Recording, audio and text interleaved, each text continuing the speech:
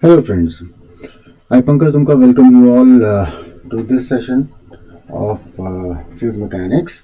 In this particular lecture, we will be talking of applications of the equation which we have developed or derived in the last chapter. So this basically as to remind you that this particular equation will help you to find out the difference in pressure between the concave and the convex side of an interface. So this particular one was derived for two surface having two different curves on two sides. So let us talk of some applications or some cases. So first one is, consider a water droplet. Water drop or any fluid drop. Let us say that you have this drop of diameter d and having the interfacial tension, surface tension as sigma. So as there is only one interface, so the difference in pressure from inside to outside, that is P inside minus P outside, will be sigma times 1 by R plus 1 by R, because this is not symmetrical, this is a spherical droplet. So in this direction and in this direction, both the direction, the radius of curvature will be the same. So this pressure difference becomes 2 sigma by R.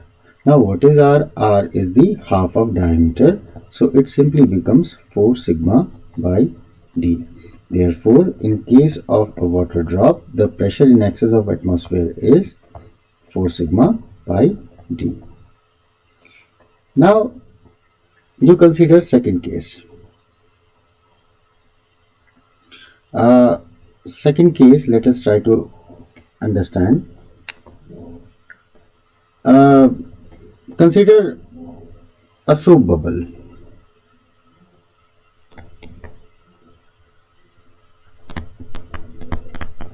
In case of a soap bubble, let us say this is the one. Okay, this is the bubble. So if you look very closely, then you will be able to see that if you just try to exaggerate the picture, then you will be able to see this. That means the thickness. Okay, which is very small though. So inside there is air and outside also air is there. So that simply means this particular bubble will be having two interfaces instead of one.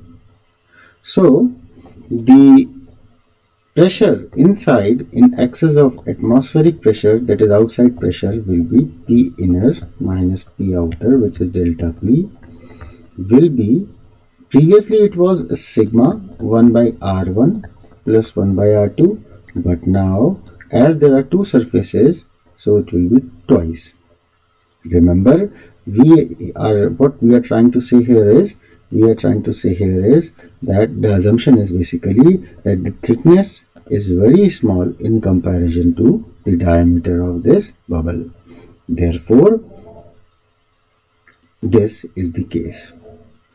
So as this is a sphere, so both the curves will be having same radius, so it will be 2 sigma times 2 by R or 4 sigma by R, and in terms of diameter it will be 4 into 8, 4 into that is 8 sigma by D. Therefore, in case of soap bubble, the pressure in excess of atmospheric pressure will be 8 sigma by D. Now let us take another case. Let us take the case of a jet, a liquid jet. Let us say that this is the nozzle from which this particular jet is oozing out. So if you can see that this jet is having a cylindrical cross section a circle, a cylindrical jet this is. So this is curved in this direction only. In the longitudinal direction there is no curve as such. So, and in the jet there is water, so there is only one interface. Therefore the pressure inside the jet in excess of outside pressure, that is atmospheric pressure, will be sigma times 1 by r, where r is the radius and it can be written in terms of diameter also. So later on we will be doing this, plus 1 by r2, whereas in this direction it is having infinite radius. So this simply becomes sigma by r, and in terms of diameter this is simply 2 sigma by t. Therefore the pressure in excess of atmospheric pressure will it will be 2 sigma by t. So this is the application of equation which we have derived in the last class. Now if we move further, then another very important point in terms of this surface tension is the capillary action. So capillary action.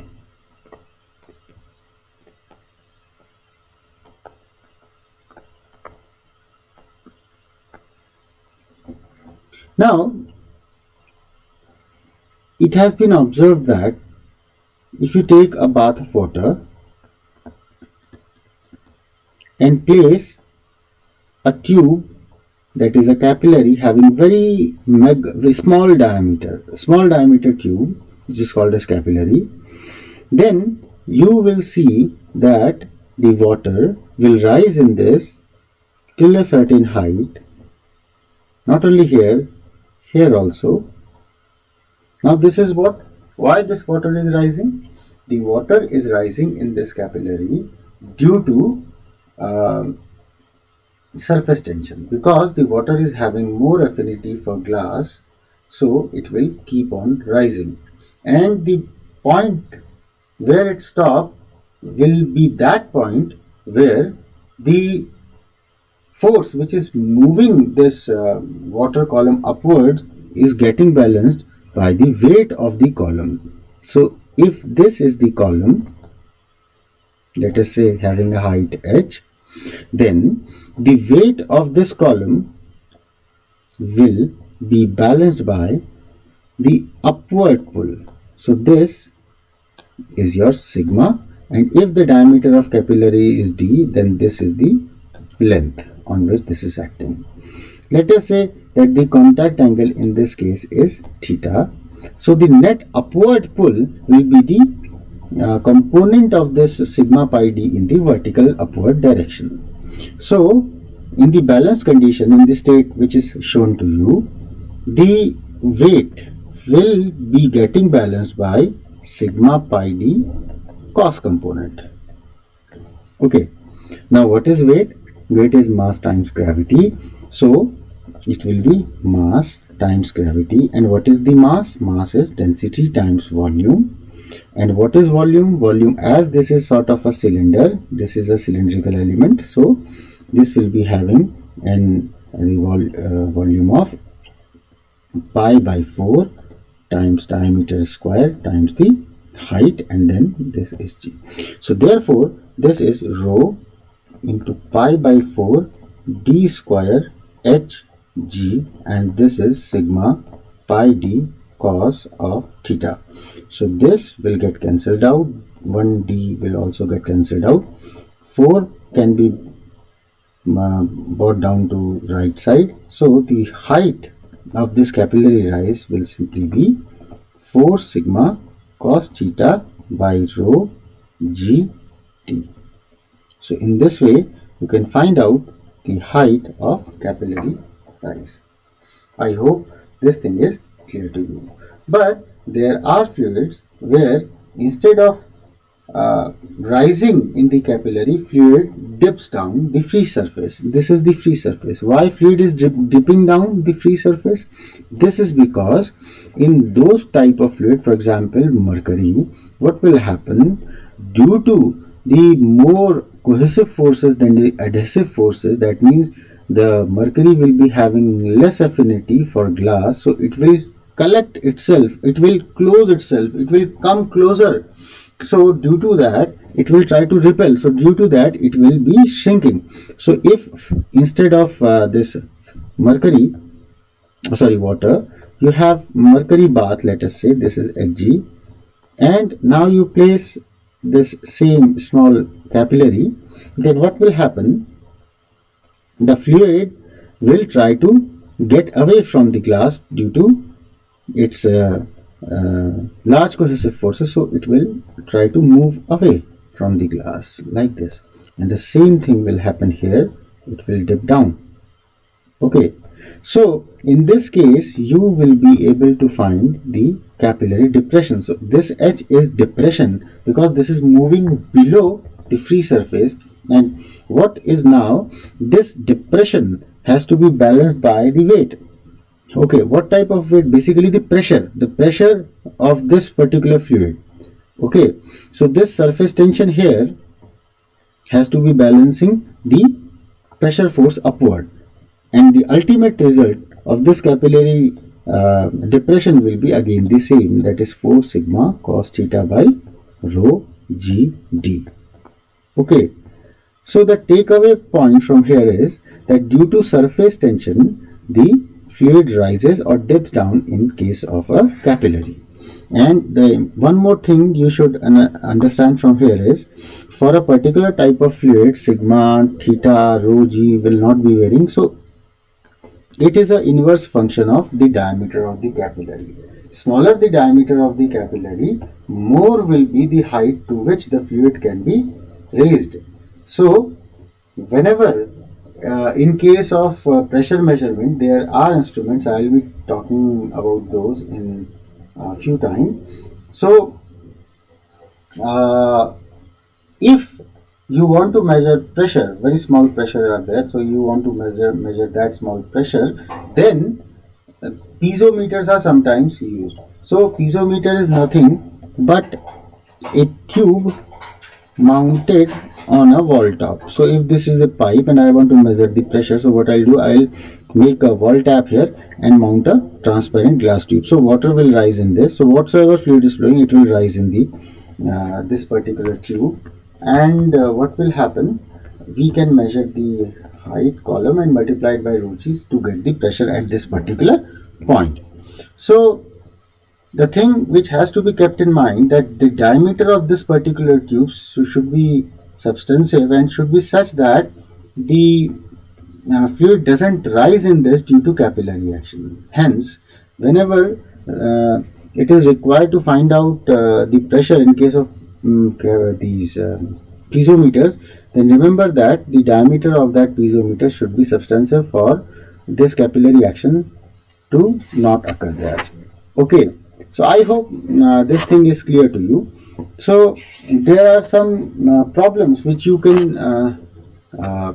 solve. For example, there is one classic problem which when we were studying this particular subject, our professor taught this. So he said what? He said, let us say you have a soap bubble of diameter d1, you have another soap bubble of diameter d2, and these two soap bubble merges and they form a bigger soap bubble.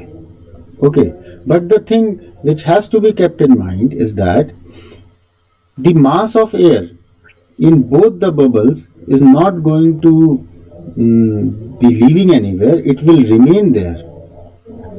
So the mass of the bigger bubble after the merger of bubble 1 and 2 will be same as the mass or sum of the mass of these two.